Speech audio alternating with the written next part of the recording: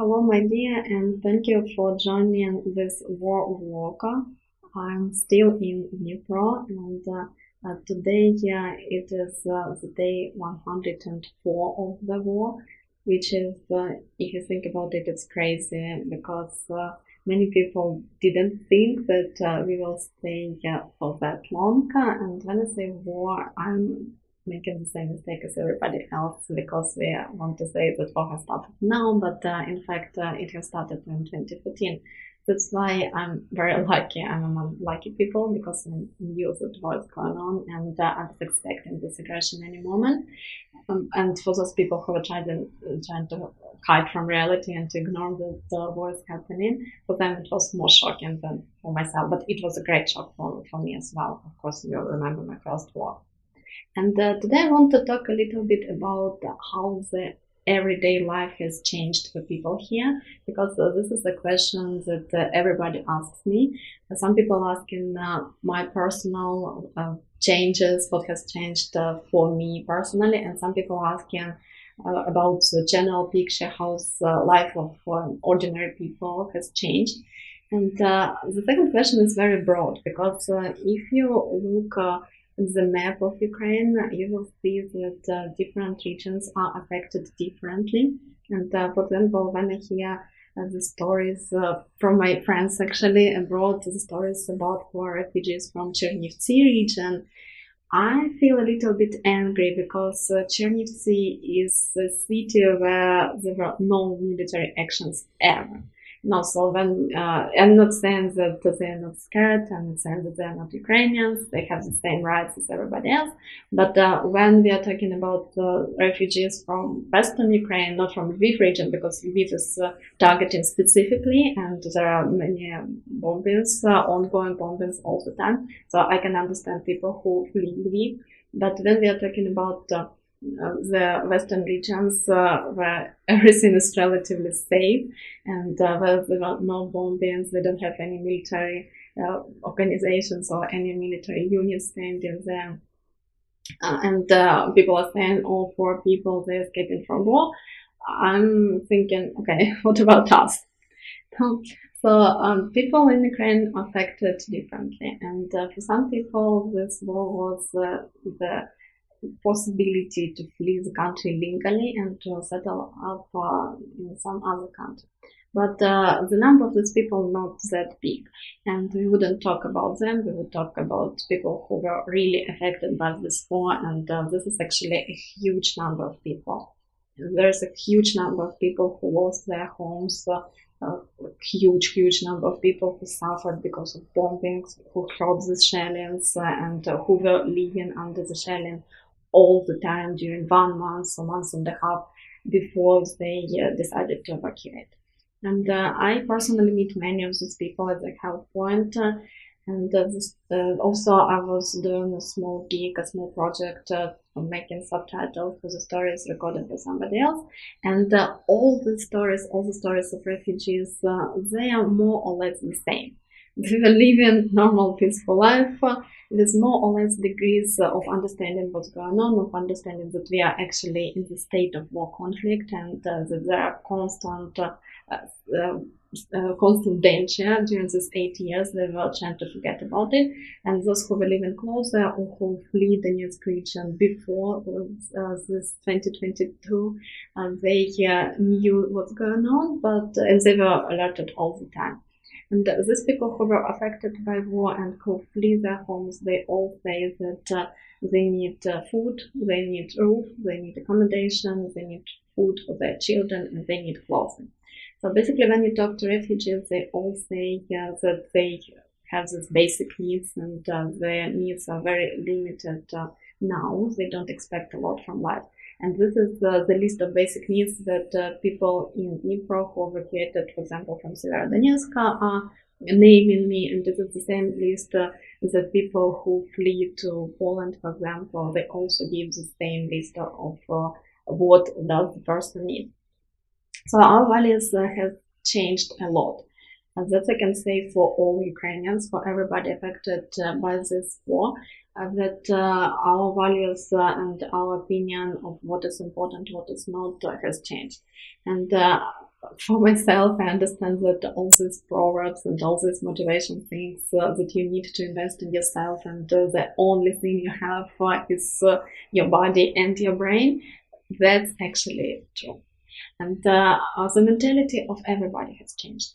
As for everyday life, it depends on where you are. So again, as I told you, Western Ukraine is relatively safe. There were not a single gun shooting there, and there were no street fights, there were no shelling, there were bombing. So for the whole territory of Ukraine, the biggest danger, if we are not talking about the front line, the biggest danger is bombing.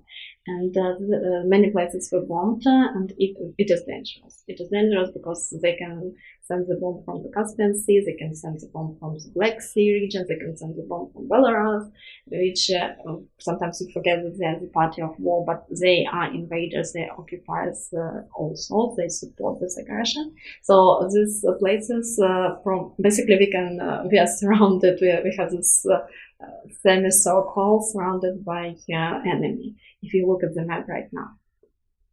The farther you forward, the less affected you are, and some western regions were not affected at all, and you can live your normal everyday life as you did before.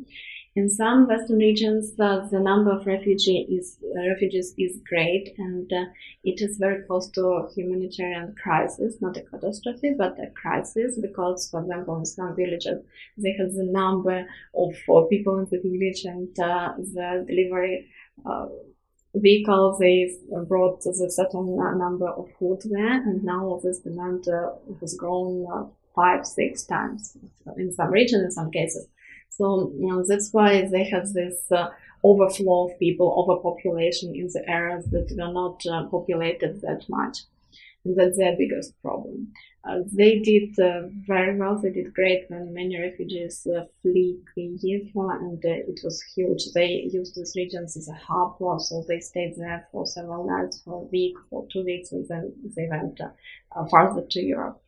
And again, I haven't been in Western Ukraine. I cannot tell you during this full-scale invasion. I've been there before many times, but I didn't have a chance to talk to local people from there, what they think. Maybe they'll give you more insight, but that's my view from central Ukraine.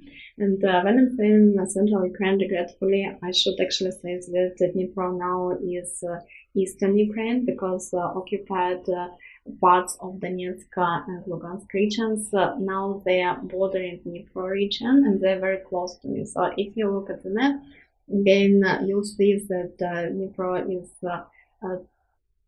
approximately 200 kilometers from Donetsk. So we have the invaders from the east, and also you can see that the occupants came very close to Zaporizhia. They invaded this Energodar nuclear power station.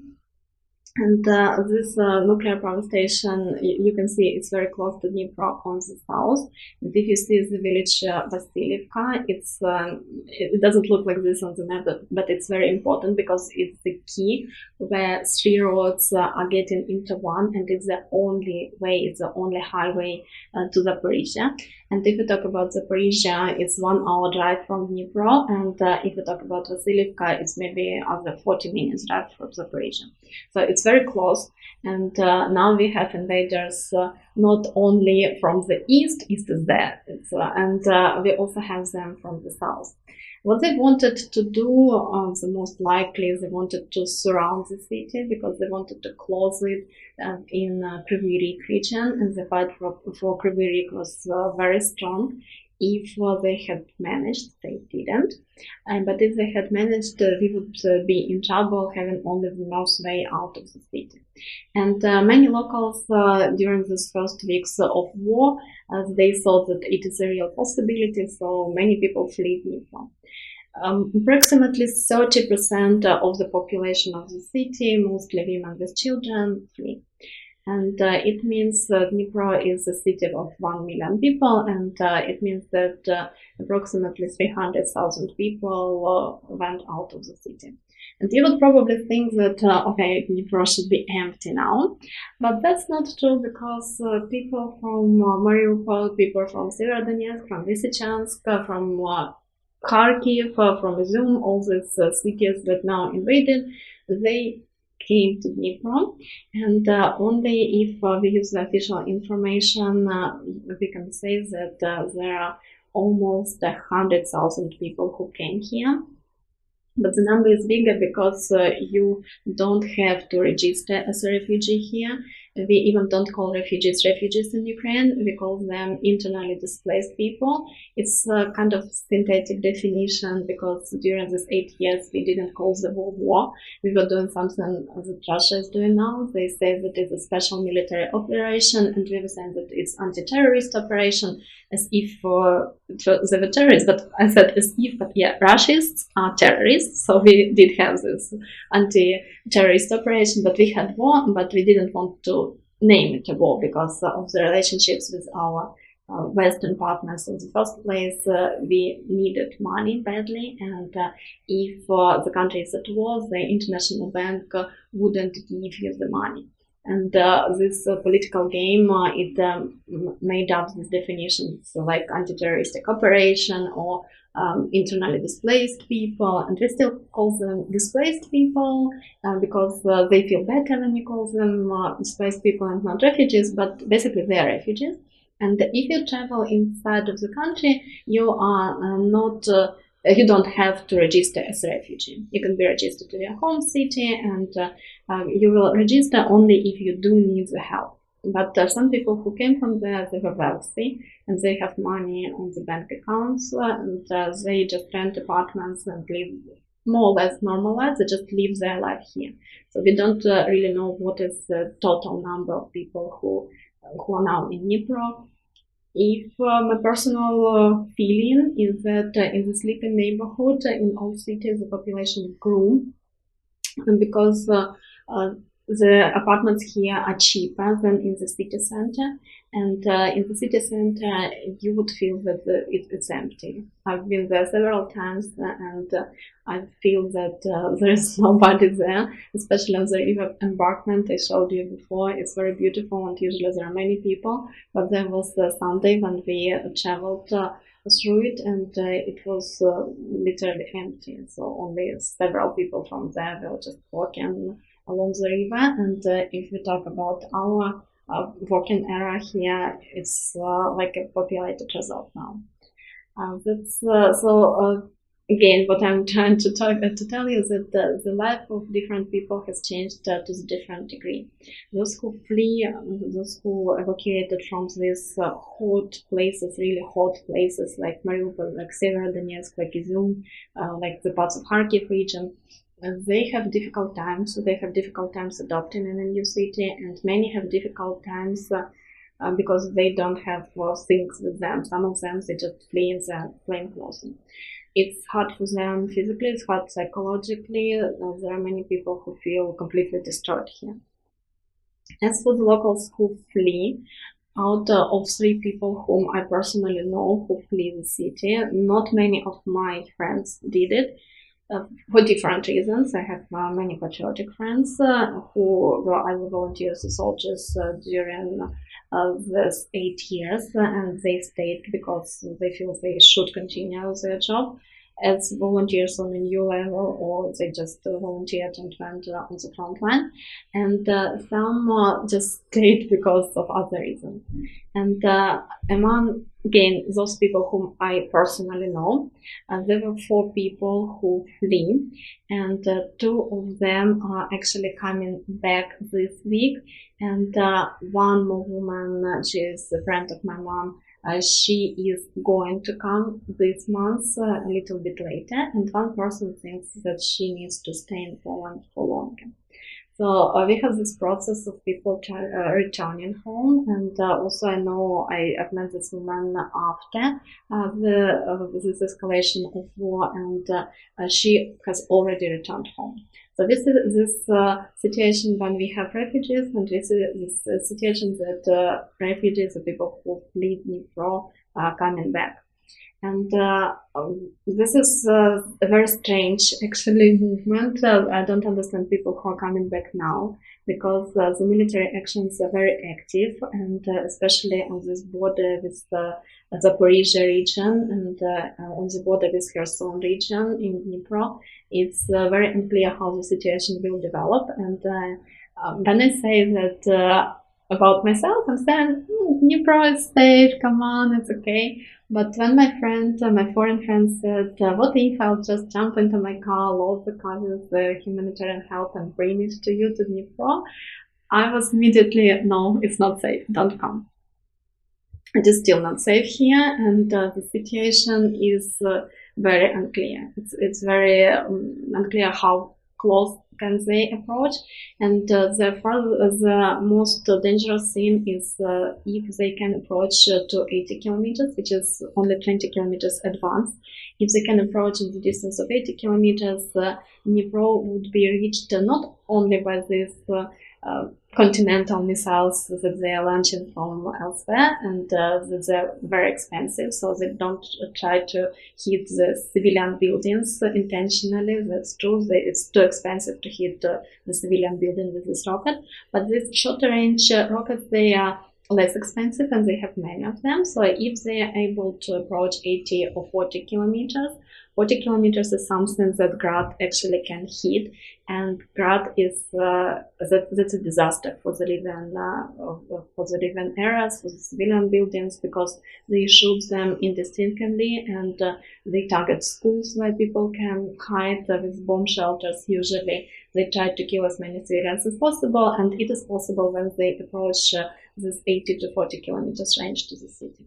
So that is the situation we are watching closely, and we believe, just believe that it wouldn't happen. But again, it's war, and it is not clear how it goes.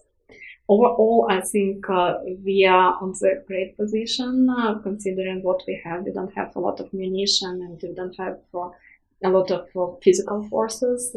They are still in these positions, in the positions of munition, in the positions of artillery, in the positions of the number of tanks, the number of guns, number of bullets, and even number of people who just won't blindly die. They are big, it's a bigger number than we are, but we are doing great. And when my friend says, prove it, and then we are in Dnipro, and we are safe, we are okay here.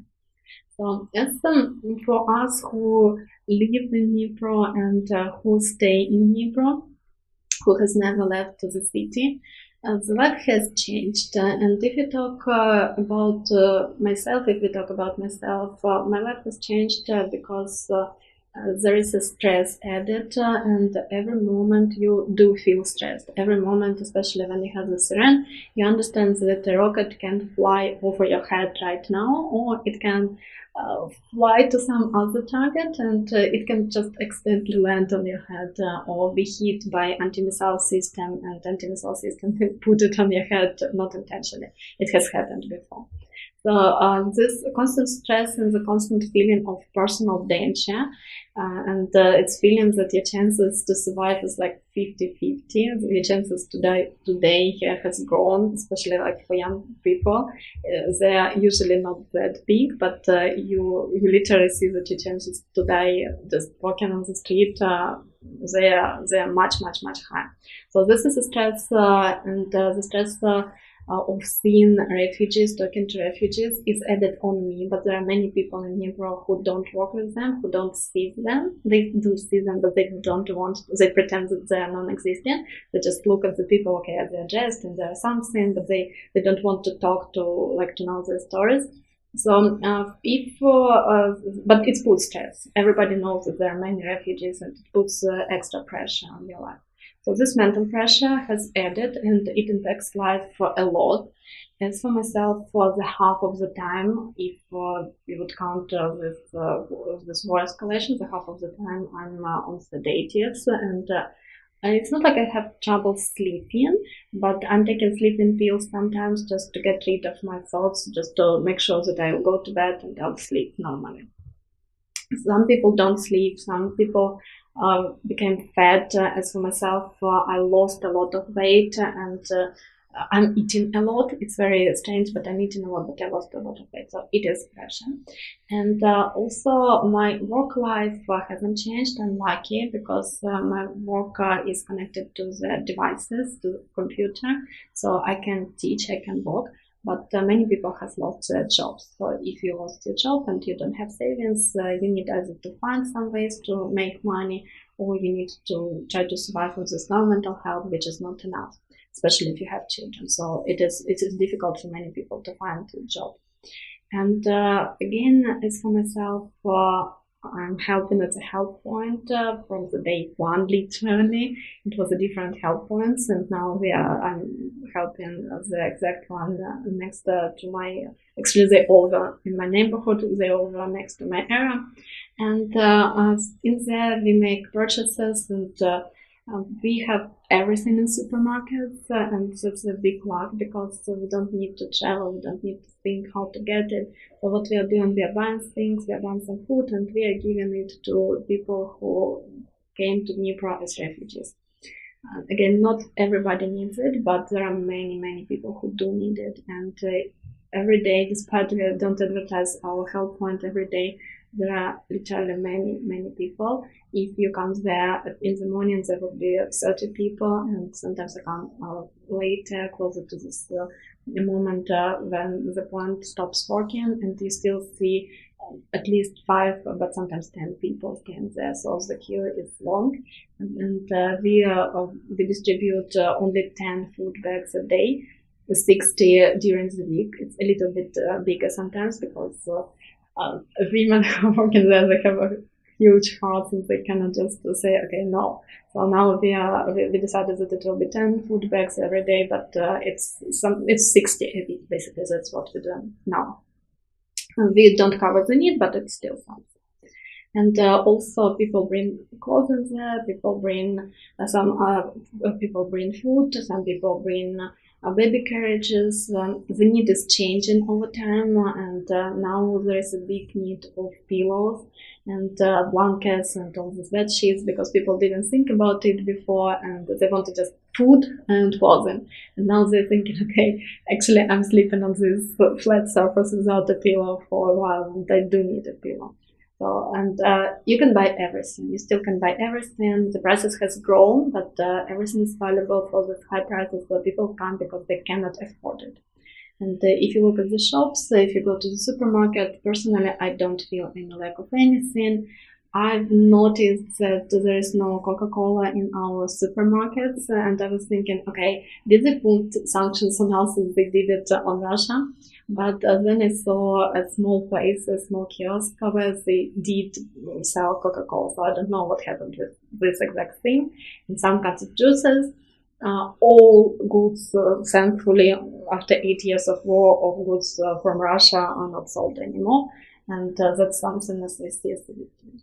So basically, the everyday life for me personally, it has changed. It has changed because the stress added. It has changed because the most of the time I live with my mom, who needs also psychological support. It's again because of psychological reasons, and also the reasoning behind it is that if there would be bombing, she doesn't have this physical stress. I will have to evacuate with things, evacuate her, and evacuate our documents, our emergency bags.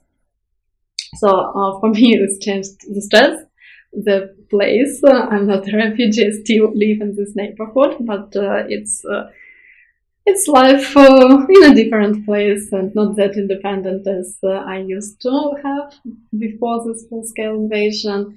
To my life, added the help as a help point, talking to refugees, administrating the donations that you give to me. That's basically what's changing. As for the food, it is there, and it is more expensive. As for the other things, it's okay. I would say it's okay here, considering the situation. So the first priority now is safety, and our safety can only be provided if there will be more ammunition. Last week, I saw many articles about the desire of Ukrainians to have peace. That's true, but it's not having the peace in exchange of our territories if Russia is see that they can invade a little bit. After 2, 3, 4 years, they will invade again, and we understand it very well. So the only opinion, the only idea, the only way to provide peace for us is to destroy Russian army completely in this war. Otherwise, we'll have to do it again, over and over. And if we don't do it, they will come to Poland, they will come to Baltic states, and they will come farther to Europe. And also, what can you do? Actually, I was very inspired by the example of my friend who sent me the article. You need to think that you can help as well on the place where you are. And when sometimes people say, okay, I can do nothing, that's not true. A single person makes a difference. And my friend, literally on this accusation, he wrote a letter saying that it is not true. And the article in your newspaper is, it doesn't make sense when we talk about Ukraine and Russia, and that Ukrainians need to win this war, they need munition, and they otherwise Russia will just eat the whole Ukraine, and then then it goes further. And his letter answering this article in this newspaper was published, and it was published in Irish Times. That's something anyone can do. So if you see the aggressive comment under the video, you can answer it. If you can see this racist video, you can press the button, block it, because it's extremist. It's limits special groups of people. It is genocide. Basically, what they're doing is a genocide against Ukrainians, and you can put it as the reason, for example, on YouTube. You also can talk to your friends. You can talk maybe to your relatives. If somebody says that there are good Russians, no, there are no good Russians, and you can also say it, because 80% of the population in Russia do support war, 80%. And again, the data, and there's something that people are saying, that something that corresponds to our idea. Basically, everyone can do something, everyone can communicate this question. Everybody is getting tired of war after 100 days, but can you imagine how tired we are after 8 years? We need to stop this war, but we need to stop it not by capitulation, not by losing our people, not by losing our national identity, not by losing the territories, and not by letting Russia go farther to Europe, destroying other civilized world, but we need to stop this war by winning this war. That's the message of the representative of me, and as a representative of Ukrainian people. Well, thank you so much. It was a long talk today. Yes, thank you for your help. Thank you for your donations. Thank you for thinking about us, and thank you for watching. I hope to see you very soon in our next video. Goodbye for now.